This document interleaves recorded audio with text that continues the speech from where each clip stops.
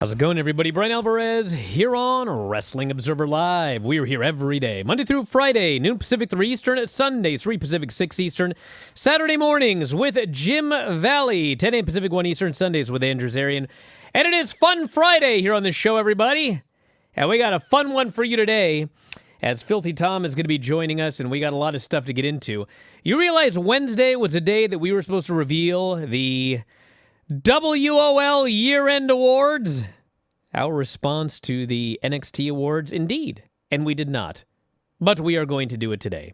We also have a sponsorship Snackdown. At least I do. Been a long time since we've done one of those. And, of course, we have got the TNA Impact television review from last night, which, if you did not see the show, and if you didn't, I don't blame you. If you didn't see the show, it was, believe it or not, miles better than the debut. So we'll talk about TNA Impact here on the show. We also have a lot of matches announced for SmackDown, a lot of segments announced for SmackDown tonight. 8 segments announced for the show. Saturday night's main event is coming up tomorrow. We got a Collision tomorrow and an AAA on Fox show. A lot of stuff over the weekend. I'll watch AAA when I can, but there's a lot. And then, of course, everything else. Plus the news, updates on Jonathan Gresham and Powerhouse Hobbs, who appears to have signed with WWE.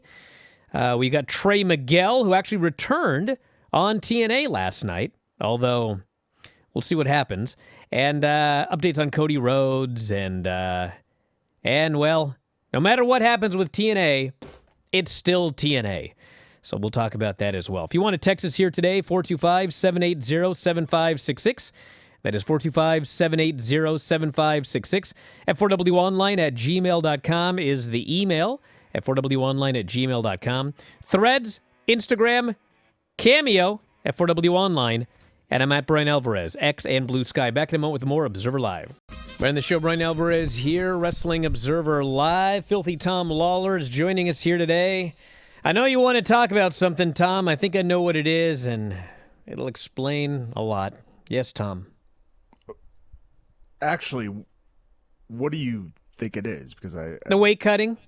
No.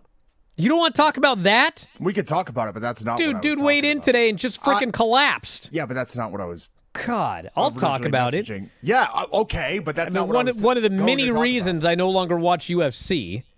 This weight cutting thing is so stupid. I'm going to watch it tomorrow. God. Actually, you know what? I won't watch it tomorrow, Brian, because I will be doing commentary for Future Stars of Wrestling. Wow. New Year's resolution at the Luxor tomorrow night. At the Luxor? At the Luxor, the HyperX Arena at the Luxor, headlined by Kenny King, taking on Gregory Sharp. Man, if Ed's show was at the Luxor, I might actually work it. I think it is. No, it's not. It may be. Ridiculous. It may be. Well, maybe in a tiny building in the... Anyway, what did you want to talk about? Well, let's talk about the weight cutting first, since you already got to it. Well, it's and then I can segue. It's stupid. Well, what happened? Why don't you tell the people what happened? Dude just weighed in and then stepped off the scale, took 3 steps, face planted. Like, is he all right? Is there any update? I've only seen the face plant. Cameron Smotherman, who I believe would have been weighing in at 135 pounds. Oh, my God. Well, the cameras cut away very quickly to the UFC backstage crew, who was actually, like, Laura Sanko let out an expletive on the air, and they were like, oh, we've never seen that before. Oh, it's like, well, this is something that needs to be shored up. You know what I mean? Yeah, you've never seen often, it because most of the people that have serious issues with weight cutting, like, pass out in the sauna or the back. before they ever get to the... Don't act like this is the first time anyone's ever had serious health issues because of this stupid weight cutting. Daniel Cormier said that he had never seen it before, and if you remember, he's the guy that was caught pushing on the towel in order to make weight. He didn't make it to the Olympics because weight cutting. His body shut down because of weight cutting. So exactly. I'm very skeptical that he's never seen something like this before in the past. I myself had a problem cutting weight in a fight. I think it was 2013, where I actually ended up tearing my ACL, MCL, and meniscus in the fight. And during the weight cut, I had an awful time with it. I passed out in the sauna or basically on the floor backstage the night before at the gym when we were weight cutting. They had to just take me back to the room. My coaches and staff told the UFC that, what was going on. They didn't know if I'd be able to fight the next day. And luckily I slept for like 12 hours. I woke up, I cut 5 more pounds, made the weight, and fought and won. But I was going to say I walked away with a lot of damage, but I didn't even walk away. I limped away. I was carried away because I only had the use of one leg. And I attribute a lot of that and my performance in the fight, even though I won, it was one of the worst fights I've ever had physically. I attribute a lot of that to the weight cut. So this is a very dangerous thing. All right, what's the other thing you wanted to talk about? Yeah, it's a segue from UFC to Zufa boxing, Brian. Oftentimes on podcasts and radio shows, people misrepresent what other people say. I've never heard of that. And I feel like Daniel Cormier. Never seen that. I have time every single day where I walk my 2 dogs who need a lot of exercise. So I walk them for about an hour each day. And every day, I have to admit, not every day do I feel like listening to you and Dave or to you and Vinny, or I do feel like listening to Carl Stern every day, but he doesn't put out enough shows. So that's another thing altogether. But some days I listen to Inside Boxing Live with Chris Algieri and Dan Canobio. And, the other day I tweeted at Dan because of this Zufa boxing show that's coming up tomorrow. And all I said, Zufa Boxing has recently signed Jai Opataya, who is the cruiserweight champion of the world. And I tweeted, I said, hey, look, it's just interesting that 20 years ago, the UFC, invested heavily into the 205 division on the backs of Chuck and Tito and Vitor Belfort and Ken Shamrock. And, it was an instance in which the UFC didn't have access to the entirety of the mixed martial arts world. A lot of people had left and were fighting in Japan, and that's where the big money was.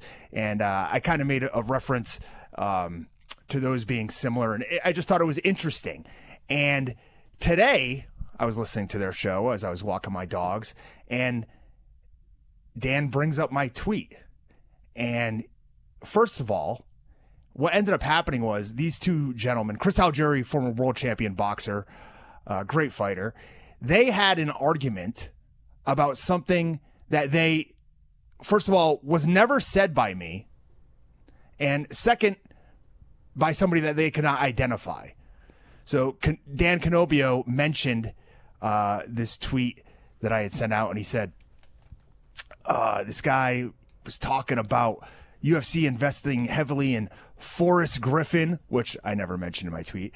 And Algieri just jumps in. He's like, no, that's because of The Ultimate Fighter. That's on the back of The Ultimate Fighter. Great show, blah, blah, blah, blah. And went off on a totally different tangent. So these 2, like I said, these 2 had an argument about something that somebody they could not identify never said. Finally, they got back to my tweet and they disagreed. Now, Brian. Yes. I've been looking for something to do. I've been looking for something to do in 2026. A little bit of motivation. Something to do. Okay. A little motivation. Some right? some meaning for life. Yeah. So this Dan Canobio, right? I was listening to their show the other day. I had my ear to the grindstone. I was actually paying attention to what people say and not trying to misrepresent it. But on their show, Dan Canobio said he was training a little bit of boxing. And Chris Algieri said, you know what? I think you should take a fight. I think you should have a boxing match because everybody in their life should have at least one sort of fight. So you're going to have a boxing match? No. I have never boxed. I've never boxed in my life. I've been in the boxing gym. I've done boxing rounds plenty of times, but I've never boxed. However, I think as 2 journalists, I'm coming off a hip replacement. If this Dan Canobio is out there and he needs to fight somebody to make his life complete, Oh, my God. I accept. That's your goal for 2026. To wrestle Dan Canobio. No! Fight! I Fight! did not say Dan. Yes, I will box Dan Canobio. Okay. Interesting. Well, thank you for that update here on the show, Tom. I Do you hope need a he's- corner man? I hope he's listening. Is there a weight limit? Will weight cutting be involved? I have no clue what this guy weighs. Okay. I will not be cutting to 135. Okay. Well, if you cut to 135, I'll fight you. I'm not interested. I'm not even sure with your hip you can cut to 135. How much does that thing weigh? Or is it titanium? Is it strong and light? Brother, I'd have to cut myself off below the waist. You could never hit 135 because you have gigantic bones. You know what I'm saying? I do know. Your bone structure is My like wife knows too. gigantic. It's 2026 and Tom's making bone jokes. All right. Well, SmackDown is tonight. We got the Wyatt Six against the MFTs for the tag team titles. We have Alexa and Charlotte versus Julia and Kiana versus Nia and Lash for the women's tag team titles. We have a Cody Rhodes sit-down interview. We have Damian Priest and Trick Williams. We have a non-title match, Jade Cargill and Chelsea Green. Chelsea can't even get a championship match against Jade. Not that she deserves it. I mean, she got squashed last week Yeah. by Jordan Grace. She got squashed by Julia the week before when she had the title or whatever it was. Carmelo U.S. Open Challenge, Nathan Frazier and Johnny Gargano and AJ Styles appears for a chat with Nick Aldis. We'll talk more about this and more after the break. Observer Live. Back on the show, Bryan Alvarez here, Wrestling Observer Live. We actually only have 3 matches for tomorrow's Saturday night main event. So I presume that something... Hold on. I know tomorrow's Saturday, but that show is tomorrow? That means next week is the Royal Rumble? Bro, I've told you, this is the worst-built Saturday night's main event they've ever had. And yes, next week is the Royal Rumble. It is also one of the worst-built Rumbles they've ever had. So as of right now, the only thing we have for Saturday night's main event are Cody and Jacob Fatu, Rhea and Io versus Judgment Day for the women's tag titles, and the number 1 contenders match, winner gets Drew next week, Damian Priest, Randy Orton, Sami Zayn, and Trick Williams. For the actual Royal Rumble... That's got to be the main event of the show, right? I presume so. For the actual Rumble, we have the men's and women's Rumble, Drew versus the winner of that match on Saturday night's main event, and Gunther and AJ, where AJ's career's on the line. 4 matches, that's all we've got. Now, granted, 2 of those matches are 2 hours long, so I'm not even sure they're going to add more. But as far as, like, getting people hyped up and excited for the Royal Rumble, I ain't feeling it. But that's where we are thus far. In fact, see how many people have even declared a week out. I will say that while I'm not jazzed, I don't feel like they've done a great job setting up the Royal Rumble and garnering a ton of excitement for it. It is a year in which I cannot predict who is going to walk out of this thing as the winner. Well, that's because we don't know what they're doing for Mania anymore. Yeah, and we usually do. You know what I Okay. mean? You usually have some sort of idea going into the Royal Rumble for the last 30 years that I can remember of who's going to win. But this year, it seems like there's almost like no major contenders, and it's wide open. So for the men's Royal Rumble, these are the people announced for the match so far. Gunther, Jay, Rey Mysterio, Dragon Lee, and Penta from Raw, and Cody Rhodes from SmackDown. For the women's Royal Rumble, and yes, that is everybody, 6 of them. For the women's Royal Rumble... Brian, they do have 6 people tied up, right, in that match for the title shot. So Well, I would sure. assume once they're out, those 5 others will be into the Royal Rumble. For the women's Rumble, we have... 1, 2... No, we only have 4 people in that 4-way. There's 4 people in the 4-way. I think you're it's a thinking 4-way? NXT. Yeah. You're thinking NXT. They're doing 6 people. Was I? Yeah, I'm sure you were thinking deeply about NXT. So then for the women's Rumble, we have Io Sky, Rhea Ripley, Roxanne Perez, Liv Morgan, Raquel Rodriguez, Bayley, and Lyra, and Asuka from Raw. And from SmackDown, we have That's who we have. Nobody. I'll tell you who's going to be in it. Who's that? Throwing out about 15 ladies on the way to getting eliminated in a big spot. The Queen, Nia Jax. Who do you think? Oh, wow. Come on. It's like clockwork every year. Want to wish the best to Jonathan Gresham. He is preparing to step back into the ring. Says he feels great. He said, I had 2 strokes, but I am 100% ready to go. I'm off to the races. And he's begun taking a bunch of bookings, Superpower Slam, promoted by Orange Crush, who we'll be talking to next week, Jersey J Cup, and plenty more. Arts of the Armory also, which is tonight's Beyond show, which he will be on. IndependentWrestling.tv is how you can watch it. They've noted Powerhouse Hobbs as officially signed with WWE. Says nobody in AEW has anything negative to say about him. The decision was based on his family. Some people go to WWE with the idea of going even with a lesser money offer because it's either their dream or belief they want to be in the top place or it's a better stepping stone. But Hobbs was a guy the company really wanted, and we'll see where he ends up in AEW. Should mention, by the way, I don't know what Hobbs' name is going to be on the main roster, but they have been trademarking some names. And I've seen people seeing names trademarked, and they're really angry. They're going to be renaming Hobbs this or Hobbs this or that. This is an important thing to remember, everybody. It's the same thing. Like, for those of you that hate the name Blake Monroe, you know who came up with the name Blake Monroe? Mariah May. And it is partially, I guess, Marilyn Monroe, and also I think she has a nephew. She has somebody. I forget who. Obviously, it's not a daughter. Her niece, I think, is named Blake, and so she chose that name. So, you know, Hobbs' name, I would say with 99% certainty, is going to be a choice of Hobbs. So don't blame the company, and that's actually for most of the names in WWE going back years. Normally, when you get signed, they want you to put together a list of names that you like, and then they go through and they pick one. So, you know, I make fun of Kale Dixon. Maybe I shouldn't. Guy really likes kale, or whatever the reason is he chose that name. But that's the story with that. Trey Miguel also. Maybe it'll be Powerhouse Calvin. Could be. This person says Stronghold, Strong Home Calvin. I had a name, but I can't say it on. And if I can't say it on Observer Live, you can't say it on Raw. But I had a great name for him. But you can say it if you're one of the Knockout Brothers. Well, hey, he's allowed. Trey Miguel. So I think, let me just make this clear. I think he's actually re-signed, but I'm not 1,000%. Well, hold on. They said that on television. They did, but he also was in the Feast or Fired match, and he got one of the briefcases.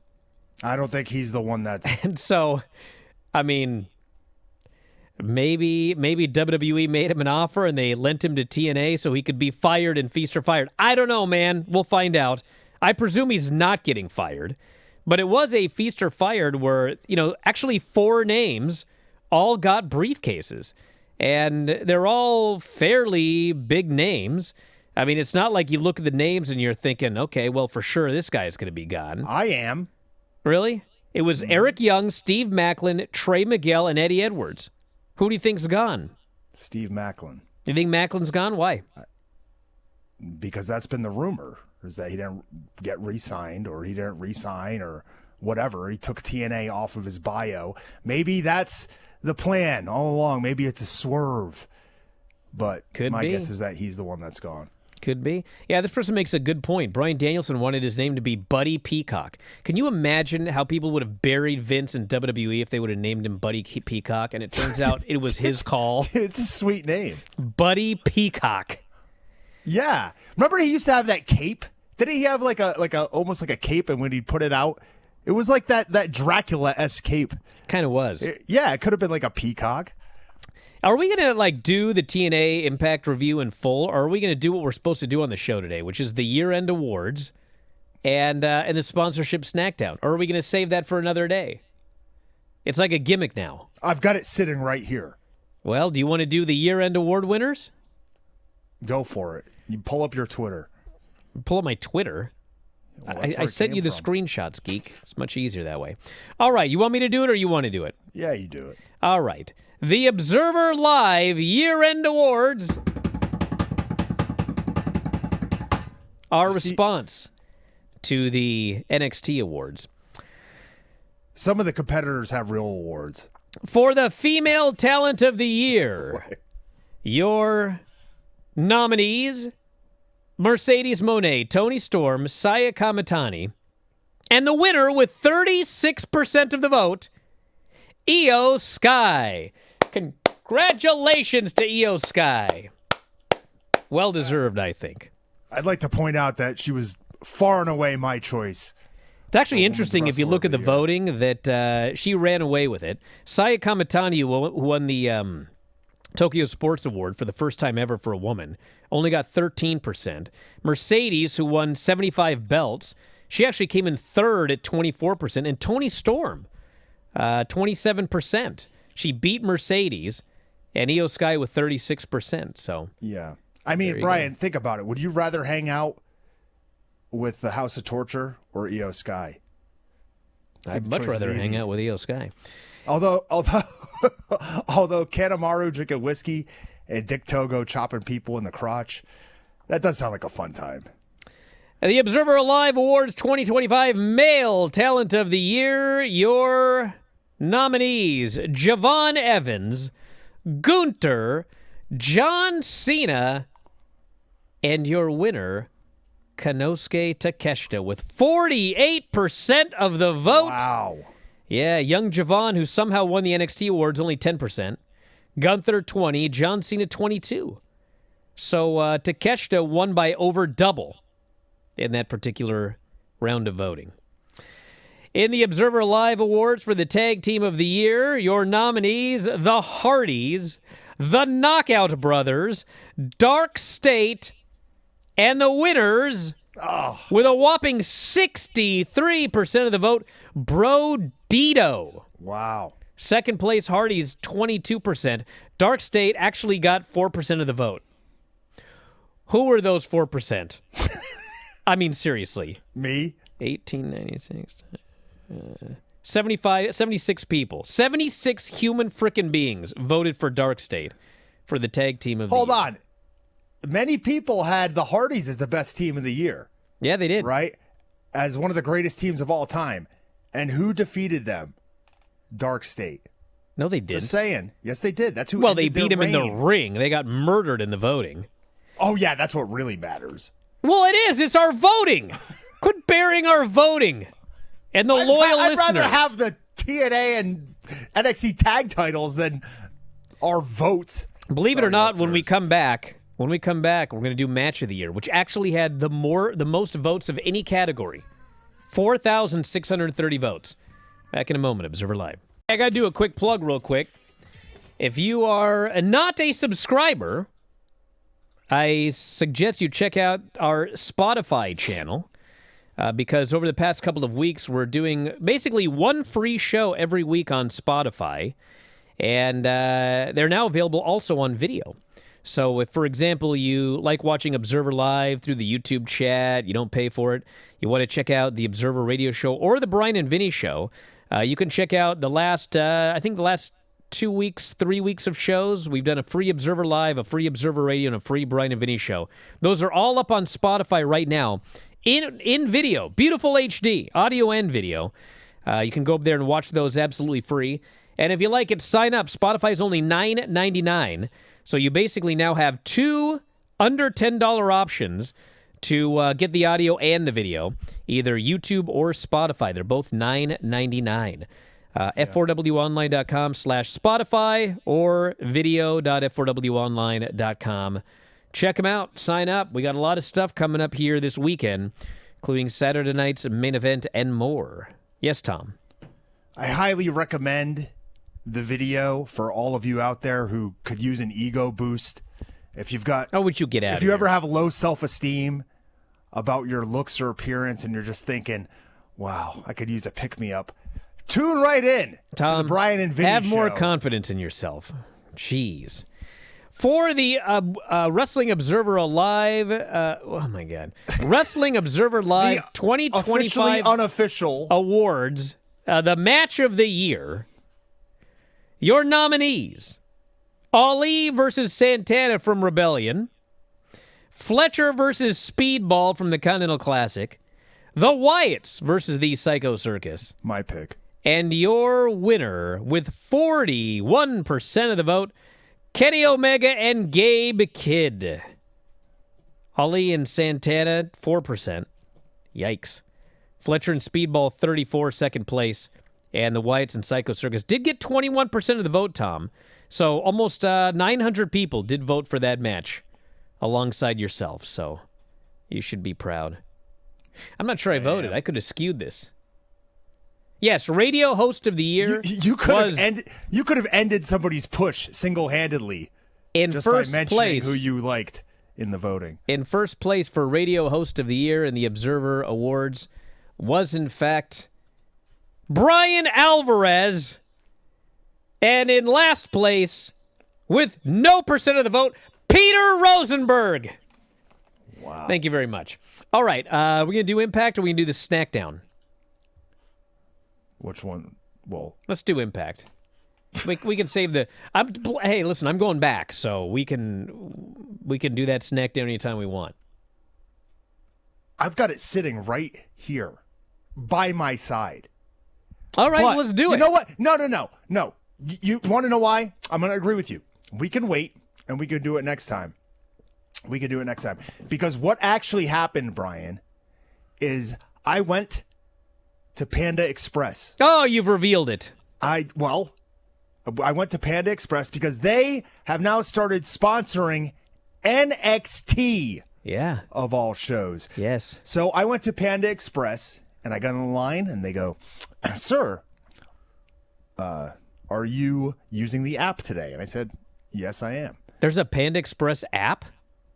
Every single fast food company has an app. I know, but I went there yesterday. They didn't ask me about an app. They didn't have anything advertising an app. They asked me. Wow. Yes, they have an app, of course. Of course they have an app.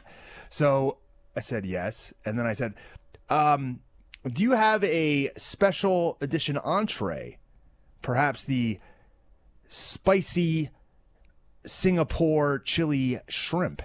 And she said, "No, we don't, but a lot of people have been asking about that." So I was dejected. I looked on the app, and it said Singapore chili shrimp.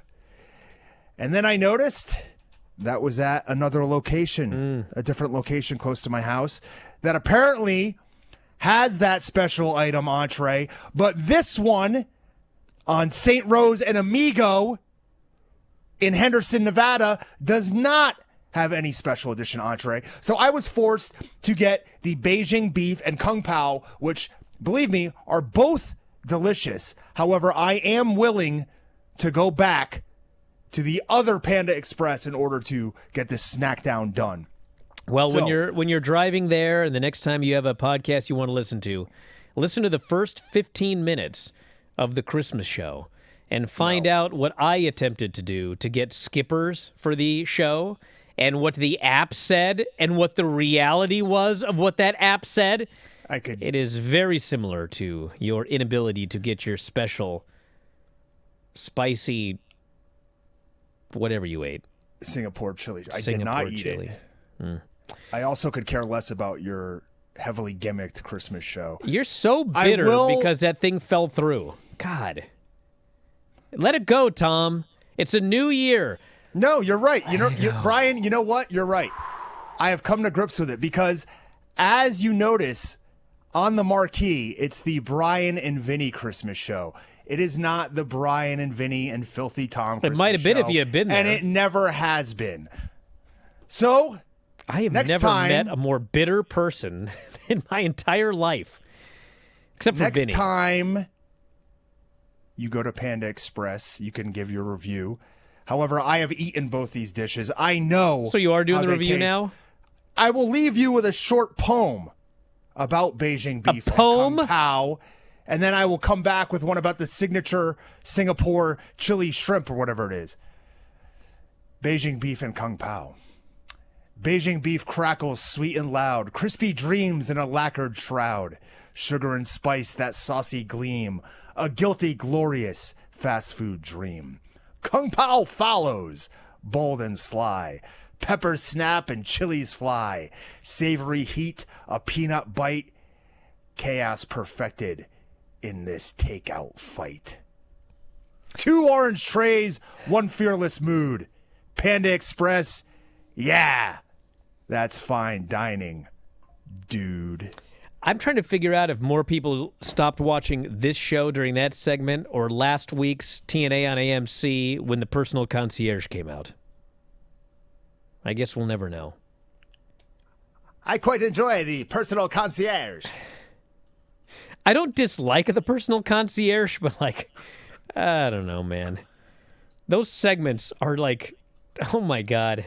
Hey, well, let's get to it while we have the time. TNA Impact live on AMC from Albuquerque, New Mexico. As they mentioned many times, a big name in the history of AMC Network, as Breaking Bad and I think Better Call Saul are both taking place in Albuquerque. So we had highlights of their pay-per-view from Saturday. Carlos Silva went on the air and he said how proud he was of last week's show. He said it was spectacular, which is quite a way to describe it, and that everyone brought it. So he was happy. Cedric Alexander took on Moose. This match was pretty sweet. This match was great. Yeah. This match right here was better than literally everything that they did on the entire show last week. Am I wrong? No. Okay, thank you. No, you are not. They did this was a high action opener. Cedric won after countering Moose and rolling him up. So a clean win for Cedric Alexander. A little bit of setting the stage for what was to come later on. So Santana entered from the concession area. He cut a promo in the ring. He was fired up. The crowd's behind him. Big "you deserve it" chants. Gave props to Kazarian on being a legend of the game, getting after it for the title with him 2 times last week. He said that he was told he'd never be the guy, but now he stands before us as the guy because most importantly, he belongs to be there. Order 4 were backstage with Gia Miller. Mustafa Ali told her to shut up. He got booed very bad for that. As he should. Watch your mouth, Mustafa. He badmouthed the Hardy Boys, said they're sheep, but he will be their shepherd. God bless. Remember that in Ali we trust. Indy Hartwell took on M by Elegance. Ooh. Yeah. I will say about this match that I didn't have high hopes going in. And when the match was over, I would certainly never say that it was a good match. But I will say it wasn't offensively bad or anything like that. It was just M is actually fine. Indy looks like I don't know, man. I loved how they got the heat because Indy was kind of running wild and she missed a boot and got hung up in the ropes. And M starts stomping on her foot, which I love because it's like an original old school UFC move anyways. But then they distract the ref and the Personal Concierge takes his shoe off and M starts... do you remember when CM Punk, there was that video of him gigging himself under the ring and he's just stabbing himself? Yes, just stabbing himself as hard as he can. That's what M starts doing with the Personal Concierge's shoe onto Indy's foot and then got the heat on her. I loved it. And they were doing this weird thing where Ash is trying to clean up the brand by kind of stopping them from interfering, but it ended up being nothing. Indy went for the Hertz donut. It got countered. She countered that. She won. Elegance Brand jumped Indy. Ash stopped them. She rolled her sleeves up like she was going to fight. Ye Ling Wei and Zaya Brookside, the Rainbow... Wait, what are they? Rainbow Warriors? Is that right? What is their name? I don't remember. They hit the ring only to be jumped by Ash by Elegance. It was a setup. The babyfaces got laid out. The Elegance Brand stood tall. TNA injury report. They had the ninth ever Brian Feaster fired match. Eric Young, Jason Hotch, John Schuyler, AJ Francis, hometown man, Mance Warner, Rich Swann, Brian Myers, Eddie Edwards, Steve Macklin, and the officially re-signed Trey Miguel, who was there as kind of like a surprise at the end. Yeah, I have not watched TNA for a long time, so I thought it was just like they were going to pick 4 guys, and like they were. But It turns out it's like a battle royal, and you got to get it. But then once you get it, you got to put your feet on the ground, and it's convoluted. I could speak for hours about this match, but we got to go. Hometown Man got the first briefcase, but Eric Young ripped his mask off and stole it, so he has control of the first briefcase. Skyler and Hodge tried to get the second, but Steve Macklin wiped them out, took briefcase number 2. He's getting fired.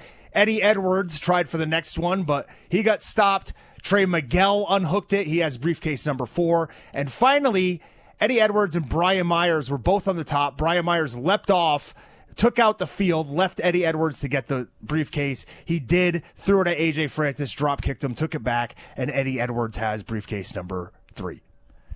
Elena Black did an interview. She said it's her era. Not much else was said. For some reason, Ariana Grace apologized to Santino, begs him for forgiveness. He accepts it. Some lady screams, "Don't do it!" And some vato keeps going, "She's a liar! She's a liar, Santino!" He didn't care. And then we had the main event, Mustafa Ali versus Jeff Hardy. Mustafa Ali is awesome. He is quite great. Fantastic. And this had great heat and was a really good match. Yeah. It wasn't like super fast paced, but everything was well done. Eventually, Ali moved on a swanton. He had a 450, but Jeff kicked out. And then this finish sucked. The notorious attraction, Elijah, drifts out onto the ramp. He points his guitar at Ali, does a fake gunshot. Apparently it connects. It clipped him because it was enough for Hardy to hit a twist of fate, a swanton bomb. Preposterous finish. Get the win. Ali was awesome. The finishes was the antithesis of that. And we'll get to the main event in the final segment when we come back. Back in the show, Bryan Alvarez here, Wrestling Observer Live. Filthy Tom is joining us here today. Continue the main event angle. Yeah, much like the last segment of this show, the last segment of TNA Wrestling Impact on AMC was a ton of confusion at first, but it went out with a bang as the System walked to the ring where JDC was set to announce his personally handpicked replacement in the System. He said this man was not only the future of the System, but of the business. He introduced Bear Bronson. He came to the ring. He hugged JDC. JDC and Eddie Edwards hugged. And then that dastardly, dirty dog, Eddie Edwards, gave him a low blow. Moose tried to save JDC, but the other 3 beat him up until Cedric Alexander ran out. He was going to make the save, or so we thought, but instead he whacked Moose with a chair shot to the back, laid him out. Eddie Edwards took the mic. He said this was part of the plan that they didn't tell Moose about. They're replacing not just 1, but 2 members of the System. And since he never trusted in the System, he's going to learn you can't beat the System. And the crowd chanted F the System as they stood tall to end the show. It was a swerve there at the end, but I liked it. You mixed it up a lot. I don't know if I would have had the necessarily turning on JDC after he retired. I mean, that was kind of weird. They did that whole storyline, and they were best friends forever and had a respectful match, and then the guy won, and then he turns on the loser, his best friend. That was kind of weird. The other thing that bothered me about that is if you know if you're Irish, that low blow, I mean, you got to get real deep for it to hurt. You know what I mean?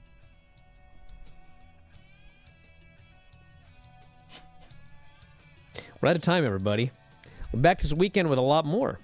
Bryan and Vinny Show talking, I believe, Smackdown and some Collision, and also Saturday night's main event, and Observer Radio, and plenty more. Tom and I may be back on Monday. We'll see. But that's it. We'll talk to you next time. Wrestling Observer Live.